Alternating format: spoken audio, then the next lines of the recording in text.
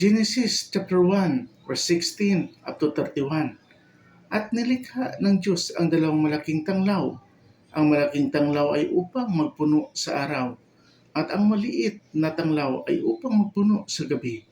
Nilikha rin niya ang mga bituin at mga inilagay ng Diyos sa kalawakan ng langit upang tumanglaw sa ibabaw ng lupa at upang magpuno sa araw at gabi at upang maghiwalay ng liwanag sa kadiliman.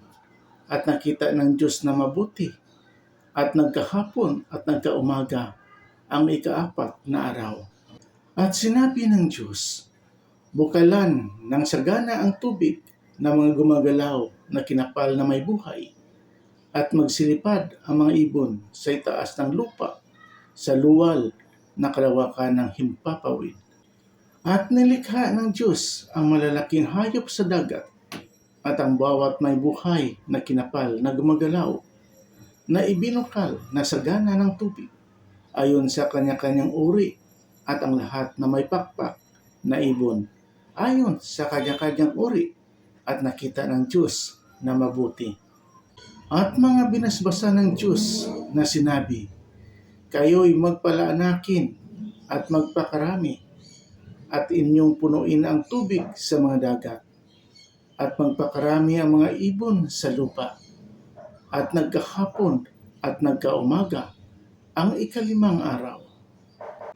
At sinabi ng Diyos, bukalan ang lupa ng mga may buhay na kinapal, ayon sa kanya-kanyang uri ng hayop, at ng mga kinapal na umuusad, at ng mga ganid sa lupa, ayon sa kanya-kanyang uri, at nagkagayon.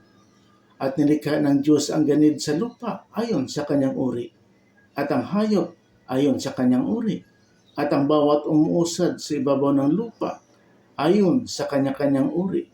At nakita ng Diyos na mabuti.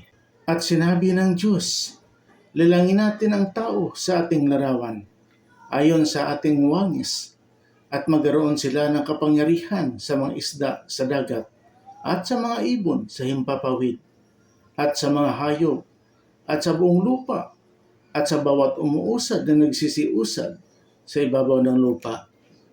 At nilalang ng Diyos ang tao ayon sa kanyang sariling larawan. Ayon sa larawan ng Diyos, siya nilalang. Nilalang niya sila na lalaki at babae, at sila binasbasa ng Diyos. At sa kanila'y sinabi ng Diyos, kayo'y magpalaanakin at magpakarami, at kalatan ninyo ang lupa at inyong supilin, at magkaroon kayo ng kapangyarihan sa mga isda sa dagat, at sa mga ibon sa himpapawid, at sa bawat hayop na gumagalaw sa ibabaw ng lupa. At sinabi ng Diyos, narito, ibinigay ko sa inyo ang bawat pananim na nagkakabinhi, na nasa ibabaw ng balat ng lupa, at ang bawat punong kahoy na may bunga na punong kahoy na nagkakabinhi sa inyo'y magiging pagkain. At sa bawat hayop sa lupa, at sa bawat ibon sa himpapawid, at sa bawat nagsisiusad sa ibabaw ng lupa na may buhay, ay ibinigay ko ang lahat na pananim na sariwa na pinapagkain, at nagkagayon. At nakita ng Diyos ang lahat ng kanyang nilikha, at narito, napakabuti, at nagkahapon at nagkaumaga ang ika-6 na araw. Amen.